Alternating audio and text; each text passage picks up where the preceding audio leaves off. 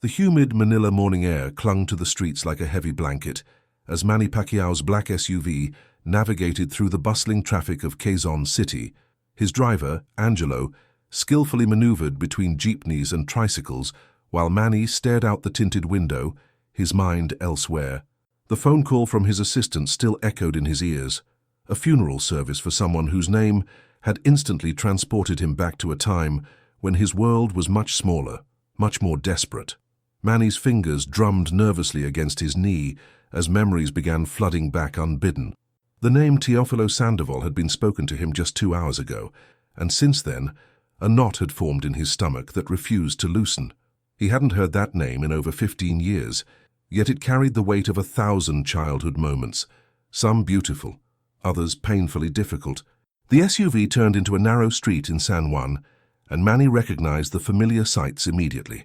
Small concrete houses with corrugated metal roofs lined both sides of the road, their walls painted in faded pastels that had weathered countless monsoon seasons. Children played barefoot in the dusty spaces between homes, their laughter mixing with the sounds of roosters crowing and television sets blaring through open windows. This was the Philippines he knew intimately, the Philippines that had shaped him long before the world knew his name. As they approached the funeral home, Manny noticed the crowd that had already gathered. Word traveled fast in these neighborhoods, and he could see people pointing and whispering as his vehicle came to a stop. But today wasn't about his celebrity status or the attention that followed him everywhere. Today was about paying respects to a man who had touched his life during one of its most formative chapters. Stepping out of the air-conditioned vehicle, the full force of Manila's heat and humidity hit him immediately. The familiar sense of the neighborhood washed over him, burning charcoal from nearby kitchens, the sweet fragrance of sampaguita flowers being sold by street vendors, and the ever-present smell of motor exhaust mixed with tropical vegetation. These were the smells of his youth, of struggle, of dreams that seemed impossibly distant. The funeral home was a modest establishment, its facade showing the wear of decades of service to working-class families. As Manny walked toward the entrance, he noticed several people from the old neighborhood, faces he recognized despite the years that had passed. There was Bayani, now gray-haired and wearing his best barong Tagalog, who used to run the small sari-sari store where Manny would sometimes help carry rice sacks for a few pesos. Nearby stood Clarita, whose mother used to give him leftover adobo when his own family had no food on the table. The interior of the funeral home was cool and dimly lit, with overhead fans providing gentle circulation. The air was thick with the scent of white flowers, roses, lilies, and chrysanthemums arranged in elaborate displays around a wooden casket that dominated the small viewing room. Soft instrumental music played from speakers mounted in the corners, creating an atmosphere of reverence and mourning. As Manny approached the casket, his steps became slower, more deliberate. Other mourners parted respectfully, recognizing him but understanding the solemnity of the moment. His heart began beating faster with each step forward, anticipation and dread mixing in equal measure. The last time he had seen Teofilo Sandoval, Manny had been a scrawny 12-year-old boy with holes in his shoes and dreams bigger than his circumstances seemed to allow. Finally, Manny reached the casket and looked down at the peaceful face of the man who lay inside. The years had aged him, adding lines and grey to features that Manny remembered as younger and more vibrant, but there was no mistaking the gentle expression that had once offered hope to a desperate child. The nameplate confirmed what his heart already knew: Teofilo Sandoval, beloved teacher and community servant. Standing before the casket, Manny felt the world around him fade into background noise as memories came rushing back with startling clarity. His eyes remained fixed on teacher Teofilo's serene face, but his mind was transported back 25 years to a cramped classroom in a dilapidated public school where hope seemed as scarce as textbooks. The classroom had been stifling hot, with broken windows that let in more dust than breeze. Manny remembered sitting in the back row, his stomach constantly growling from hunger, wearing the same faded t-shirt 3 days in a row because it was one of only 2 he owned. Most days, he would stare out the window dreaming of escaping the crushing poverty that seemed to define every aspect of his family's existence. Teacher Teofilo had been different from the other educators who treated poor students like burdens to be endured. While other teachers would ignore raised hands from children whose families couldn't afford proper school supplies, Teofilo made it his mission to ensure every student felt valued. Manny could still picture him clearly, a man of medium height with kind eyes behind wire-rimmed glasses, always wearing pressed white shirts despite his modest teacher's salary. The memory that stood out most vividly occurred during Manny's 6th grade year. His family had been going through a particularly difficult period, with his father Rosalio struggling to find consistent work, and his mother Dionysia taking on extra laundry just to put rice on the table. There were days when Manny would arrive at school having eaten nothing but a small portion of rice porridge, if anything at all. One afternoon, as students were preparing to leave, teacher Teofilo had quietly approached Manny's desk. Without making a spectacle that would embarrass the boy, he had placed a small paper bag beside Manny's worn notebook. Inside were 2 pieces of pain de sel, still warm from the bakery, and a small container of condensed milk. No words were exchanged, but the gesture spoke volumes about the teacher's character and his understanding of his students' struggles. This pattern continued for weeks. Sometimes it would be food, other times it would be a pencil when Manny's had worn down to a stub, or a piece of paper when his notebook had run out of pages. Teacher Teofilo never made Manny feel like a charity case, never drew attention to these acts of kindness. He simply understood that a hungry child couldn't learn effectively, and a child without supplies couldn't participate fully in classroom activities. But teacher Teofilo's influence extended far beyond material help. He was the first adult outside of Manny's family to speak to him about dreams and possibilities. During recess periods, when other students would play in the courtyard, Manny often found himself staying behind in the classroom, drawn to conversations with his teacher about life beyond their immediate circumstances. Teacher Teofilo had a world map hanging on the classroom wall, its edges curled and faded from years of use. He would point to different countries and tell Manny stories about the people who lived there, the different cultures and opportunities that existed beyond the borders of their struggling neighborhood. He spoke about education as a pathway to transformation, about hard work and perseverance as tools that could overcome any obstacle. More importantly, teacher Teofilo saw potential in Manny that others had overlooked. While some educators dismissed him as just another poor kid destined for a life of manual labor, Teofilo recognized intelligence and determination in the boy's eyes. He encouraged Manny to participate in class discussions, praised his creative thinking, and never let him settle for mediocrity. The irony wasn't lost on Manny now. While he had ultimately found his path to success through boxing rather than traditional academics, the foundation of self-belief that teacher Teofilo had helped build remained crucial to everything he had achieved. The teacher had planted seeds of confidence and ambition in fertile ground, even if those seeds had grown in directions that neither of them could have predicted at the time. Now, looking down at the peaceful face of the man who had shown such faith in a struggling child, Manny felt a profound sense of gratitude, mixed with deep sadness. Teacher Teofilo would never know the full extent of the impact he had made. As Manny continued to gaze at teacher Teofilo's peaceful expression, he became increasingly aware of the other mourners gathering around the casket. Each face told a story, and many of these stories intersected with his own memories of the beloved educator. The viewing room had gradually filled with people from different generations, all united by the common thread of having been touched by one man's dedication to his community.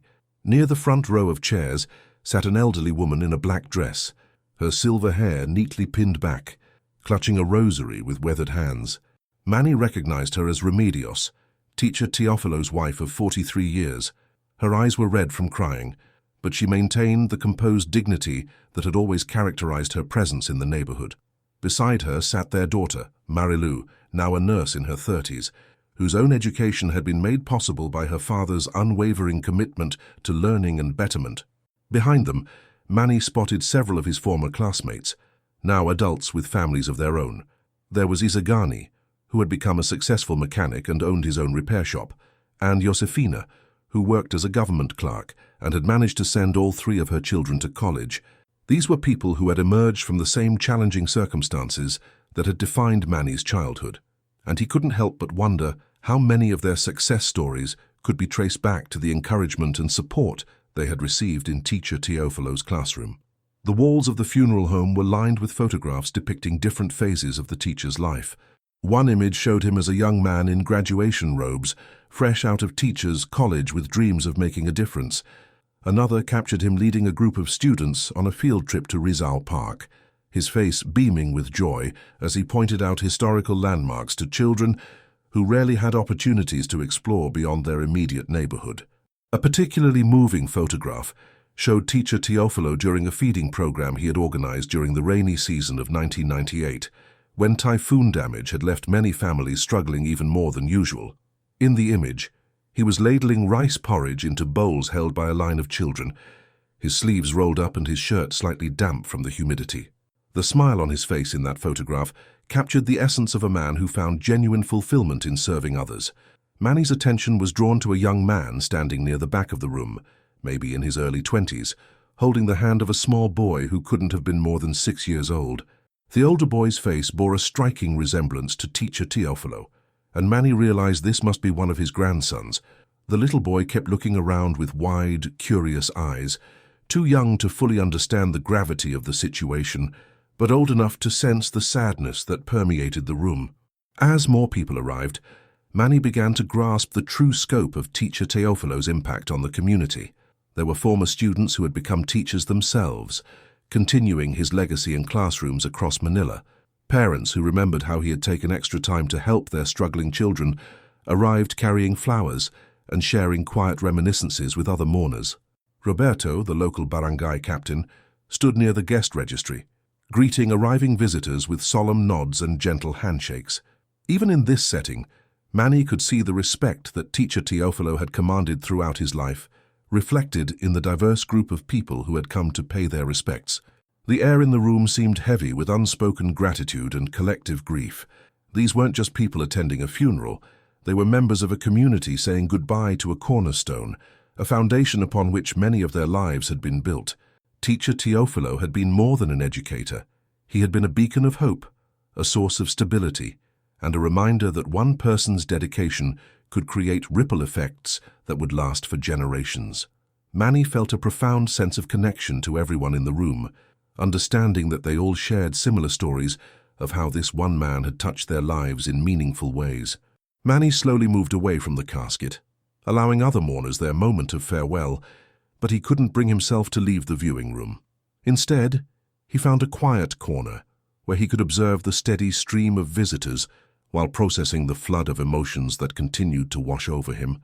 Each new arrival seemed to trigger another memory, another reminder of teacher Teofilo's far-reaching influence on their community. An older gentleman with calloused hands and paint-stained fingernails approached the casket with obvious reverence. Manny recognized him as Gregorio, a house painter who had struggled with literacy until teacher Teofilo volunteered his evenings to help him learn to read properly. Even after Gregorio had graduated from the adult education program, the teacher had continued checking in on him, encouraging him to pursue his small business dreams and celebrating each new client he gained. Near the memorial photographs, a middle-aged woman named Estrella stood wiping tears from her eyes as she studied an image of teacher Teofilo with a science fair display. Manny remembered her as a shy girl who had been brilliant with numbers but too intimidated to participate in classroom discussions. Teacher Teofilo had patiently coaxed her out of her shell, recognizing her mathematical gifts and encouraging her to enter academic competitions. She had eventually become an accountant and now owned a small firm that employed several people from their old neighborhood. The realization hit Manny with startling clarity. He wasn't the only success story that could be traced back to teacher Teofilo's influence. The room was filled with people whose lives had been fundamentally altered by one man's refusal to give up on his students and his community. Each person present represented a branch of the teacher's legacy, a testament to the power of believing in potential even when circumstances suggested otherwise. As the afternoon progressed, Manny found himself making subtle eye contact with former classmates, exchanging nods of recognition and shared understanding. There was an unspoken communication happening throughout the room, a collective acknowledgement of their shared debt to the man lying peacefully in the wooden casket. Vicente, who now worked as a jeepney driver but had once been the class troublemaker, stood near the wall with his cap in his hands, his usually jovial demeanor replaced by quiet reflection. Manny remembered how teacher Teofilo had never given up on Vicente, even when other educators had written him off as hopeless. The teacher had found ways to channel the boy's energy into positive outlets, recognizing that his disruptive behavior often stemmed from frustration rather than malice. The weight of missed opportunities began to settle heavily on Manny's shoulders. Throughout his rise to international fame, he had often thought about returning to thank teacher Teofilo properly, perhaps visiting his old school or bringing him to one of his fights.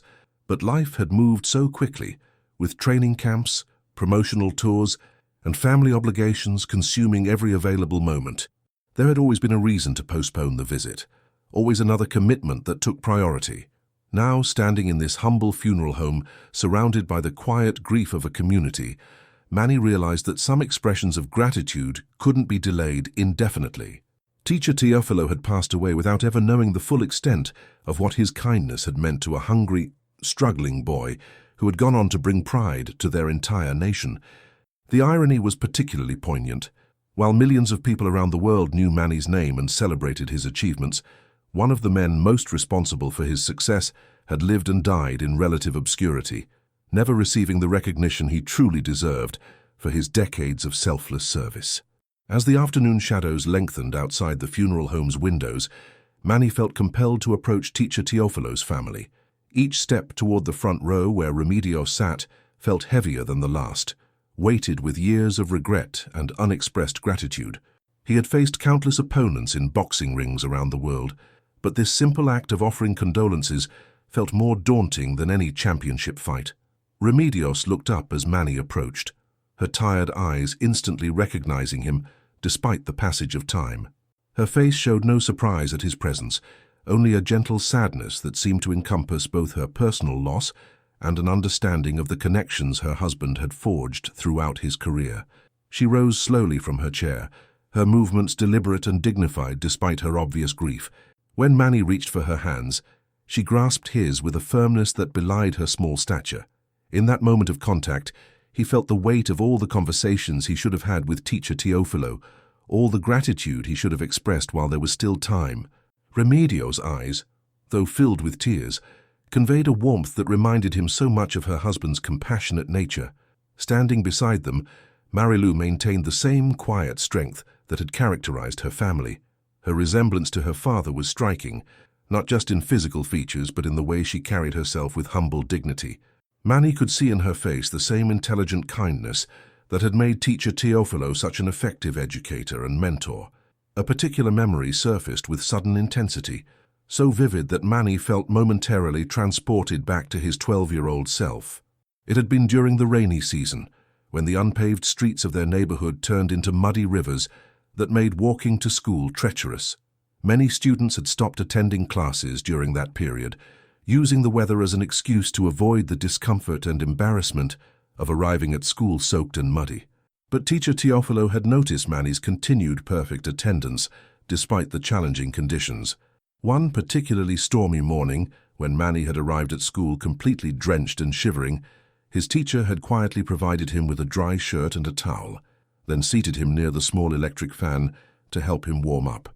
More importantly, he had commended Manny's dedication in front of the entire class, praising his commitment to education despite difficult circumstances. That moment of recognition had meant everything to a boy who rarely received positive attention.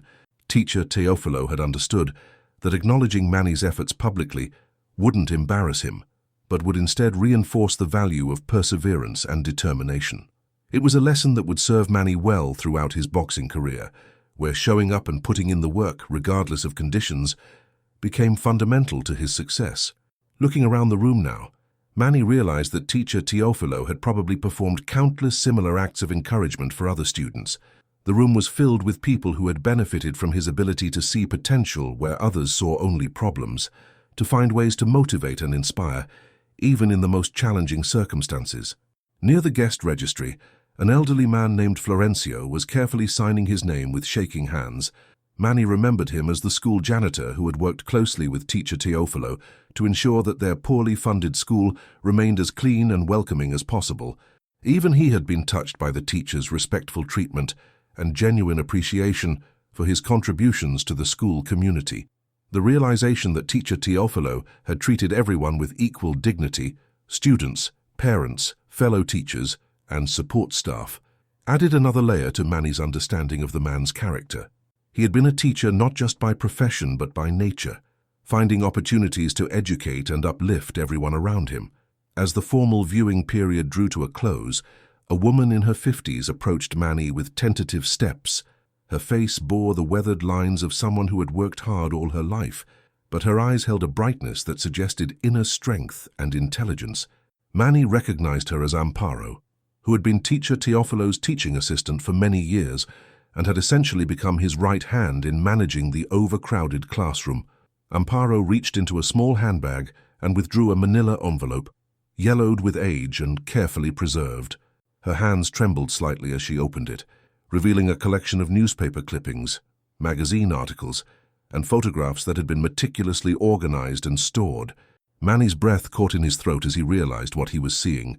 It was a comprehensive collection of his boxing career, documenting everything from his earliest professional fights to his most recent championship victories.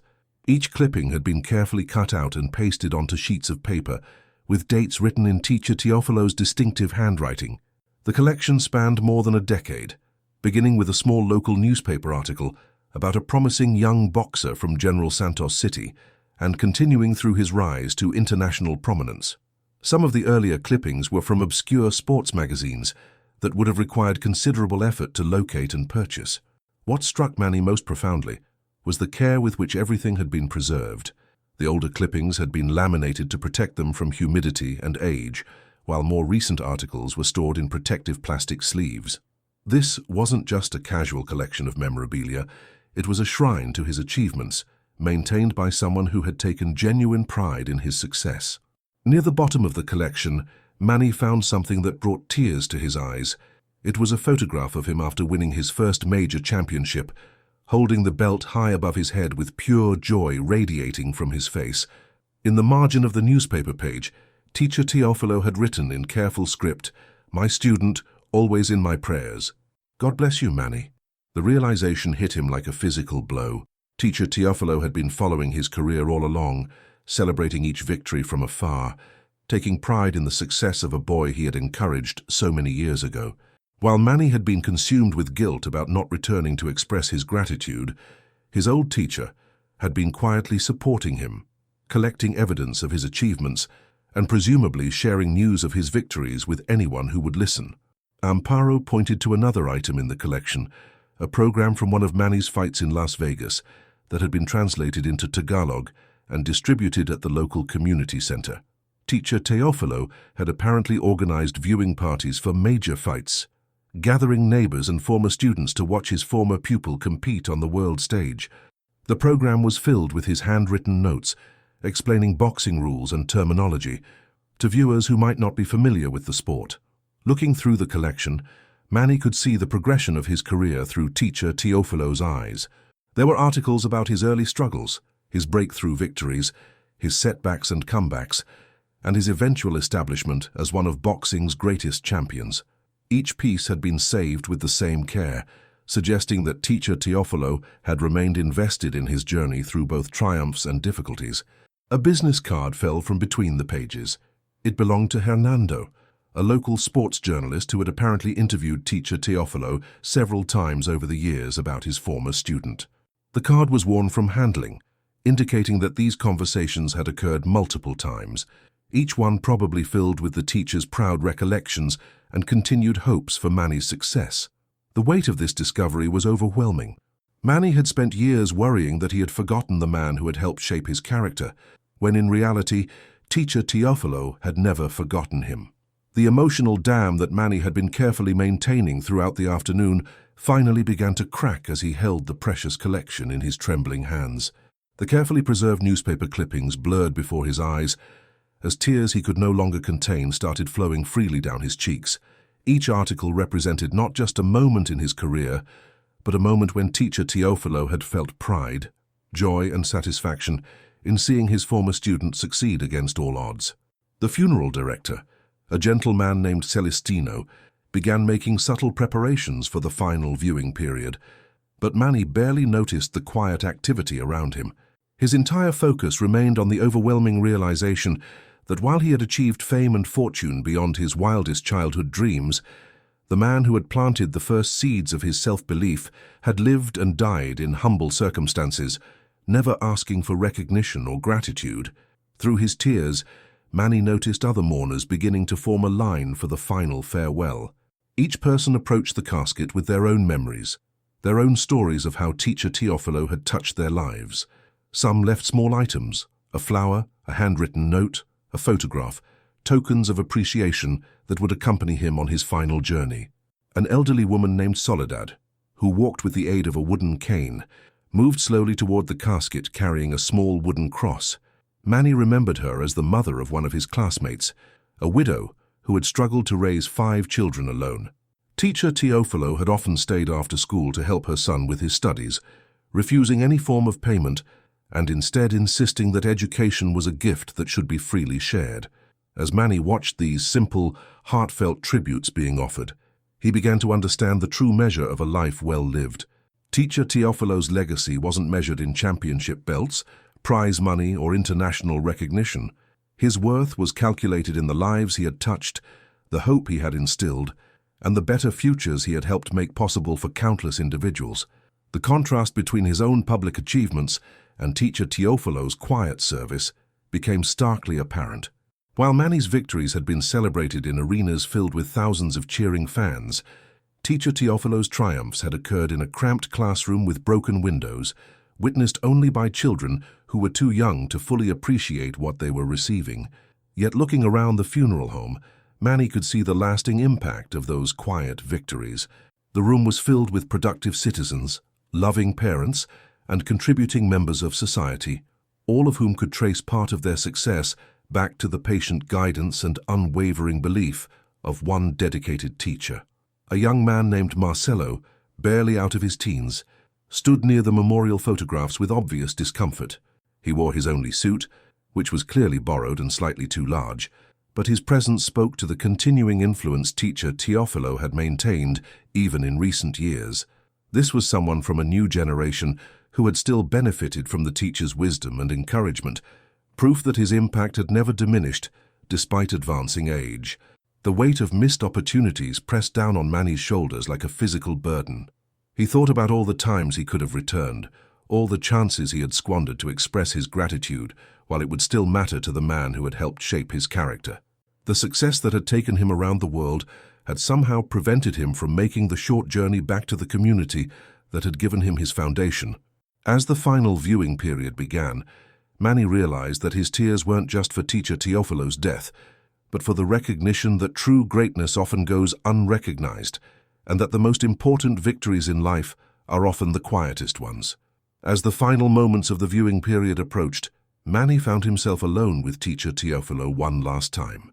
The other mourners had completed their farewells and gathered in small groups throughout the funeral home, sharing quiet memories and offering mutual comfort. The afternoon light filtering through the windows had grown softer, casting a golden glow across the peaceful scene. Standing beside the casket, Manny gently placed the collection of newspaper clippings back into Amparo's care, but kept one item, the photograph with Teacher Teofilo's handwritten blessing in the margin. This simple piece of paper represented something more valuable than any championship belt he had ever won. It was proof of unconditional support, unwavering faith, and the kind of love that asks for nothing in return.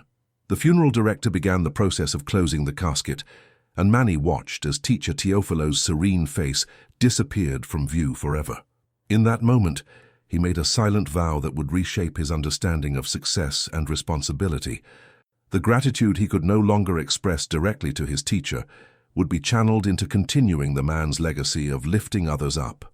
As mourners began to file out of the funeral home, Manny lingered, reluctant to leave this place where so many memories had been rekindled and so many emotions had been processed. He thought about the scholarship foundation he would establish in Teacher Teofilo's name, the schools he would build in underserved communities, and the teachers he would support who were carrying on the same quiet work of transformation. Outside, the late afternoon heat embraced the gathered crowd as they prepared to accompany Teacher Teofilo on his final journey to the cemetery. Manny joined the procession, walking alongside people whose lives had been forever changed by one man's dedication to education and human dignity.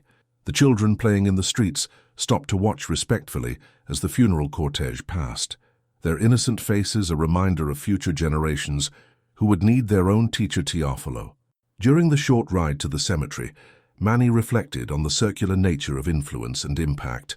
Teacher Teofilo had invested in him during his most vulnerable years, never knowing that those investments would eventually multiply and return to benefit countless others. The boy who had once received free bread and pencils was now in a position to provide those same essentials to thousands of other struggling children. At the graveside, as Teacher Teofilo was laid to rest in the simple cemetery where many community members had been buried before him, Manny felt a profound sense of peace settling over him. The guilt and regret that had weighed so heavily on his heart throughout the day had transformed into something more constructive, a commitment to honor his teacher's memory through action rather than words. As the final prayers were offered and the last flowers were placed on the fresh grave, Manny took one last look at the headstone that would mark Teacher Teofilo's resting place. The inscription was simple: "Beloved teacher, devoted husband, faithful servant." But Manny knew that the true monument to this man's life would be found in the achievements of his students, the success of his community, and the continuing cycle of generosity that his example had inspired. Walking back toward his vehicle, Manny carried with him not just memories of a great teacher, but a renewed understanding of what it truly meant to leave a lasting legacy.